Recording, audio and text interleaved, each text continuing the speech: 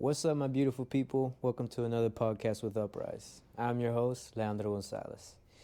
So, for today's podcast episode, we changed the environment once again, and today I'm at the Hilton Waikiki Beach, down at Waikiki Beach on Oahu, towards the Honolulu County area.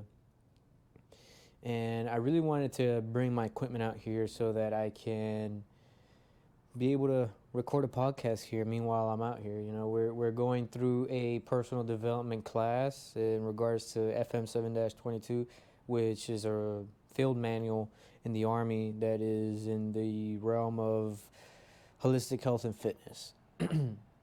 So they're having that little workshop for us, and it's paid. The food was free, the hotel rooms were free, and it was a pretty good hotel room. Crank the AC all the way up. Meanwhile, I'm sleeping. Primo sleep. I'm all about sleep, right? I'm a lazy guy. And just enjoying myself out here. I'm probably going to go out later on and go into the city and experience life, I like to say experience life, but I've been in Waikiki for a while. I go everywhere, basically. I've been to the zoo, I've been to the aquarium, I've been to all these places.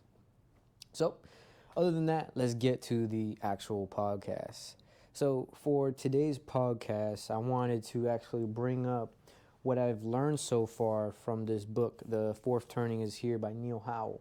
And essentially, it describes how the seasons of life have shaped where we are today and how we can look back towards history and identify those cyclic patterns that happen over and over and over again through a metaphor called seasons.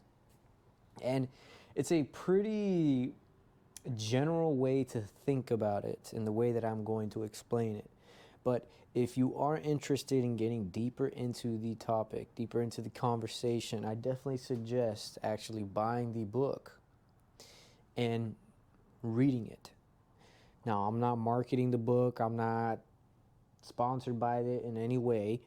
I wish I was. He's like an amazing author, but I definitely want to bring an emphasis to how important the book may be to individuals who want to be ahead of the curve, right? And I say curve because everything's a cycle. And in the beginning of the book, it starts talking about how we believe that everything is linear. Like it's just a statement that we've made that no matter what, you gotta grow. Yeah, but even through that growth, there's dips and there's falls, and then there's triumphs, successes, and failures. There's hurt in a relationship, and the love, you may lose it, but then how do you reignite it? It's that cycle, right? Yes, it may be linear in the aspect of, well, I'm going to die one day, I'm going up from here, I'm only getting older, I'm only deteriorating as I get older, or my health when I'm 20 years old is going up because I'm working out more. And yes, you're right, that is a linear fashion, but in reality, at the core of it, it's cyclical. Why? Because you're doing a cycle of movements. Even in a relationship, it's more so of a cycle. And you have these seasons, and while you're in these seasons, you revert back to the same pattern whenever you get confronted with stress. And I've brought it up before how the basics are extremely important. It sounds extremely cliche for me to say, oh, the basics. You got to learn the basics. And when I started following Tony Robbins and reading this book, essentially, Neil Howell, it kind of sounds dumb and so simple. And you would think, well, it's not that simple. It has to be harder. And the thing is that our brains try to make things extremely complex. And once you start doing that, you start to distort things and getting things incorrect. And you're generating the inappropriate knowledge that it is that you need. And your brain starts to delete actual important messages and important playbooks and important data that are circumference around the basics, right? And the reason why I am harping on the basics is because in my job as an air traffic controller, that is what we do. The basic fundamental skills of air traffic control will always be there. No matter what, you have to give a traffic call in the same way. For all you individuals out there that are not familiar with a traffic call or are not a part of the aviation community, a traffic call would be me giving a position, direction, altitude, and type of an aircraft to another aircraft to signify the importance of them potentially being a conflict.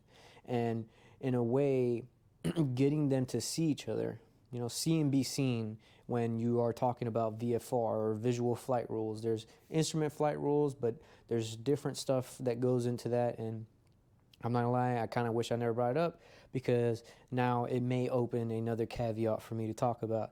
But another avenue for me to talk about. But let's go back to the basics. Those traffic calls are always going to be the same. So the order and then the sequence that you get used to saying it is the way that you're going to say it in a high stress environment. So in a moment where, as I'm training or when I get rated, I have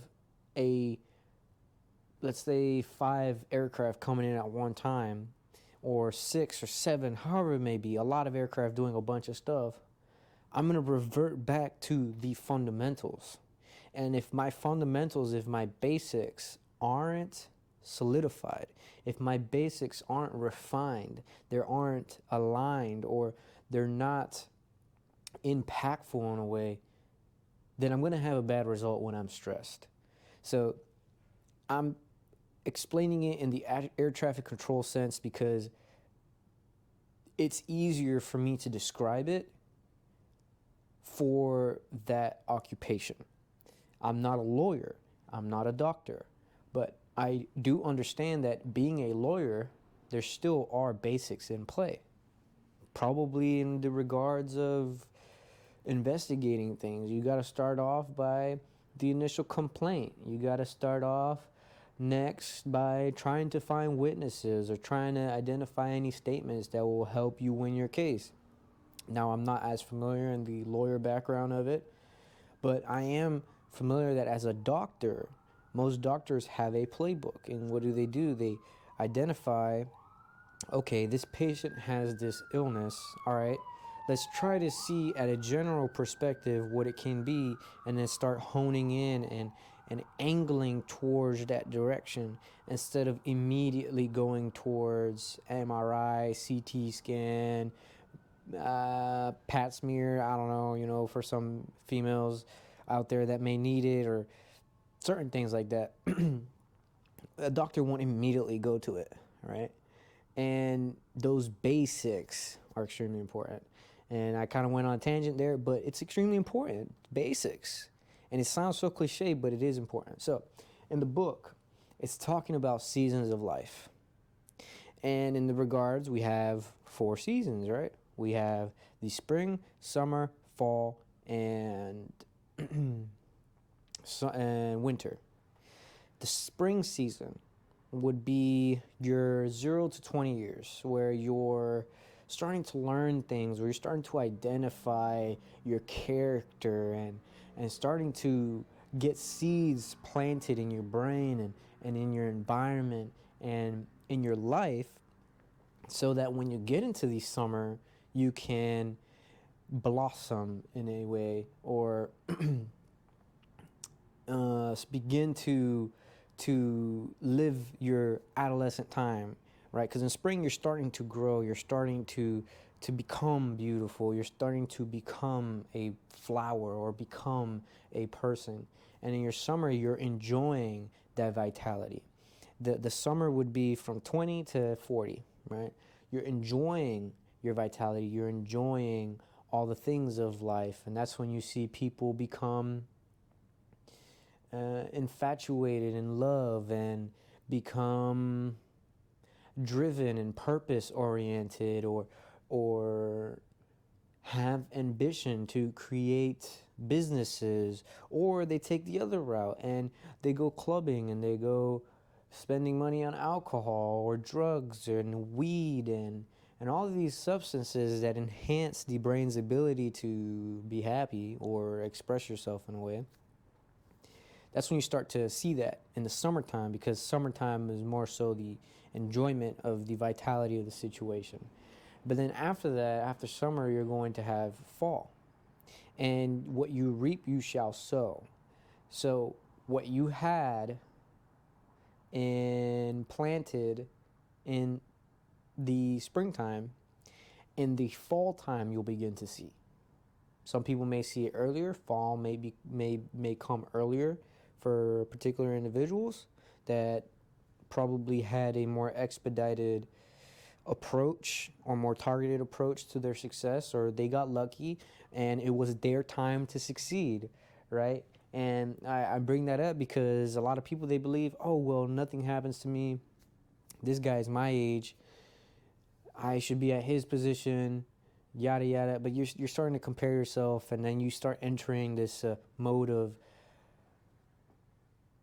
negative self-consciousness and self-esteem, and it's not worth going down that rabbit hole. And I want you to understand that your time will come. Maybe you're still in spring. The ages that I put in there, or the ages that are in the book, of course, they may be set in stone for you only growing in the spring and only developing your character in the spring. But you can recycle and be like, all right, this is going to be my spring again. I'm going to start again. This is going to be my summer again. I'm going to do this again. This is going to be my fall. I'm going to start reaping what I sowed in my springtime. And then after fall, you have winter. And winter would be ages 60 to 80. That's when you'll see the archetype like prophet, and you become wise, and you become this old individual, this old soul, or this mentor or a guide or a guru or a coach, or all those good things in life that we tend to see elders as a representation of where I can be or where I shouldn't be or where I will be if I continue down the route or change these certain things, right? So the winter portion is extremely important because, yes, I targeted the age portion to give you more so of a visual understanding and more so of an imaginative look to be able to relate to the topic in a way. But winter can come in any time. Winter can come when you break up with someone. Winter can come when you're in an immense amount of debt and you're trying to run away from some drug dealer and you're being held at gunpoint to pay back all the money within a 3-week time period. That could be winter. Winter can be a death in a family. Winter can be a setback, a major setback in your business. Winter can be your business going bankrupt. Why do I bring those stuff up? Because winter is that point of crisis. And when you're in crisis and times are hard, you can either have a crash and burn effect, or you can have an informed, optimistic approach and continue to achieve and say, all right, I'm informed of what it is that what it is that I must not do to be bankrupt again. Let's restart. Cyclical again, right? And in my previous podcast, The Success Cycle, I brought that topic up. The success cycle, you start off by uninformed optimism. What may that be? I hate it. I'm so used to doing that little stomp thing. It's like, pay attention, right? What may the uninformed optimistic viewpoint be? Well, that'll be spring. You're uninformed of how shitty the world is, and you're so optimistic about it because you see ice cream for the first time and you're so curious about it as a baby, but then your parents put the ice cream cone closer to you and you grab it with your fingers and you stick your fingers in your mouth. You're like, oh my goodness gracious, this is so good. It's so sugary. I love it. And you're just full of energy because you have all of this time to focus on what's good in life, to focus on freedom because you don't have responsibilities yet. And you start to develop, then you figure out what school is. And you're learning about all of this math and sociology and economics and history and politics and science and how the membrane is a part of something and photosynthesis and all these nice, cool, interesting stuff that are implanted in you that develop you as a human being, and you start creating friends, you start having new experiences with them, and you start having proximity. And that will lead on to your summertime, when you're going to be, in a way, slightly informed and pessimistic about it. Because a lot of individuals, yeah, they'll be their whole time, they'll be, oh, I'm extremely happy, I have nothing to worry about, everything's good. That's for individuals who have had a very secure and stable childhood. Or I've also seen in some cases where the parents, they valued more self-learning and they valued more self-development, and they haven't had an overprotective approach. And the families that are overprotective, their kids tend to have a higher struggle kind of when they're 20 to 40, because their whole life they've been inside of a cocoon, and they're outside in the world with responsibilities, and they don't really know what to do about it. And they're open to the world of alcohol and drugs, and all they want to do is do it because it's something new, right? You didn't know about it as a kid. So you get an informed pessimism aspect for it, and then you start to die down. You start to have a crisis of meaning stage, and that would be, in a way, a winter stage for a lot of young adults out there that are trying to identify their purpose. That would be their winter stage, because in order for you to want to identify your purpose, you have to go through a crisis, which will in return force you to find an easy route, because the brain's mechanism is to run from pain to pleasure. And if in the moment of you being unhappy because you broke up with someone, you're trying to find answers. Now, some people are seekers. Some people find those answers, but some people indulge in other things. They try to meet their needs in other ways by turning to alcohol, by turning to drugs in their young adult years. That would be an extreme winter for an individual.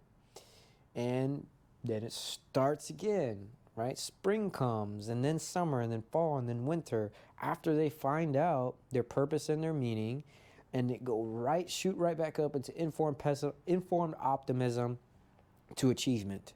But if you stay in that winter portion where you're trying to find a purpose, where you're trying to find meaning, and you're in crisis, and you crash and burn, you're going to continue that same cycle of uninformed optimism, informed pessimism, crisis of meaning, crash and burn, uninformed optimism, informed pessimism, crisis of meaning, crash and burn. I would do it another time, but I'm not going to do it, because why waste my breath, right? You guys understand what I mean. And I think everybody should have a basic understanding of how the seasons of life work. Because once you have the knowledge, you can in turn turn it into kinetic energy and into actual action. Because when I started my personal development journey, I didn't know what to do. I didn't understand what journaling was. I didn't understand the reason behind meditation. I was succumbed into this reality that it's okay, I'm going to work every day from Monday to Friday. Saturday and Sunday, I'm going to go out and party and de-stress. But in reality, you're stressing yourself out even more, because you're not making the right decisions. The decisions that you need to make, you're not making those. So in turn, you're stressing yourself out even more. And once I came to that realization, like very young, Well, not very young, but I was 16 at the time when I started trying to begin my personal development journey, and I joined GROTC in high school, and I was trying to figure myself out, and that's what I had realized. In my 20s, how did I set myself up when I was 16? In my 30s, how did I set myself up when I was 20? In my 40s, how did I set myself up when I was 30? And if you're in your 40s and you're looking back, you're like, well, damn, I never set myself up for my 40s. I never utilized the training grounds that were given to me. You'll understand what it is that I mean, because you have an emotional understanding of it. But now I'm giving you the intellectual portion of it, the route to take, which is that success cycle, which is understanding the seasons of life, which is thinking in a cyclical fashion. Businesses work in a cyclical fashion. Do you think that a company just grows just because it's very linear and it's always moving towards something innovative? Of course. It's always moving towards something innovative, but all due process is the same for that company. There's a cycle. Innovation, how do we get it? We find out where the world is going. We make a product. How do we make that product attached to our company and what we currently have? What do we have that matches that? How can we make that product better? Every single time that there's something new in the world, that's literally the concept that they may use. If you are always changing it, how do you expect to grow? I know I'm using Apple a lot as a reference for the previous podcast, but look at Apple. Cyclical manner. There's more information out in the world. There's more Wi-Fi, more internet. How can we match the market to make money and serve the people? Okay, we need to make a laptop. All right, let's make a laptop. They made a laptop. Okay, people want to have more space in their laptop. How can we meet that supply and demand? Well, what does our laptop need? More space. Okay, let's make a better laptop. Boom, another MacBook.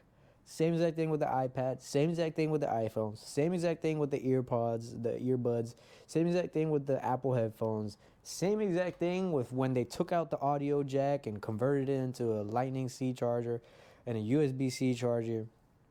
All of that stuff is the same exact way, right? All of the updates iPhone has, it's because they believe that we need it because of how the world is moving. And it's all cyclical. Just going like this. Just doing circles and going up and up and up and up and up. Relationships are like that too. And, that's a whole other conversation. But I definitely suggest you guys check out this book. This book definitely has opened my eyes up even more than they already have been. Right? Big old eyes. But Tony Robbins has had a lot of conversations in his seminars and in his inner circle about seasons of life and how they have affected him, and how understanding the cyclical function of life can help you move with how the world is going. And the book goes extremely in depth into history, into politics, into religion, into genders and gender roles and the wars and Martin Luther King and all of those major movements with John F. Kennedy. It talks about all of that. It gives more insight, and it's really in depth. That's why I'm just giving you a very broad and general conversation of it by just telling you the seasons, which is the spring, summer, fall, winter, right? But I definitely suggest you guys read the book. It is extremely high level book. I I think it's probably at the college level, and I kind of like those types of books. I mean, some of the words in there, I didn't really know, so I hope you guys know the words in there. Because if you guys do, kudos to you. But I kind of had to like search up the words a lot and reread the pages and reread the paragraphs, and it was a delight. It was a delight reading that book, and yeah.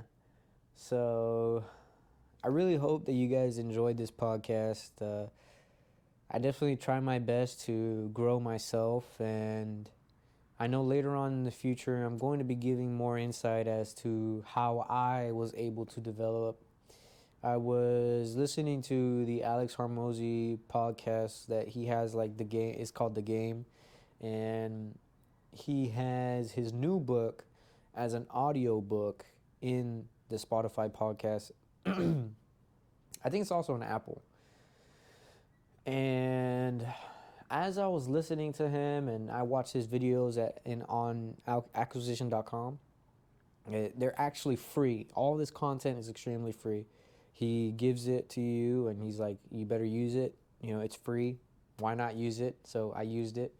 And he says that people react more to hearing stories of how you did something, not how to do something.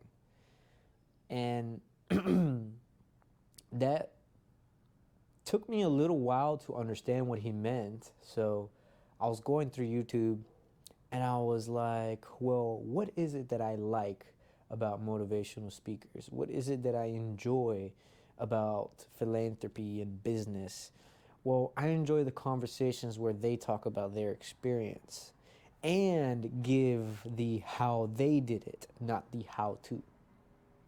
Because when you tell someone, well, I had this issue, this problem, or I've been having this constant search, or I've been in constant search through research and data and pattern recognition for this topic, and here's what I found, right? Giving that insight is more of a attention grabber than me saying, here's how to be successful. No, here's how I overcame my breakup. Here's how I was able to expand my identity. Here's how I was able to become a better leader.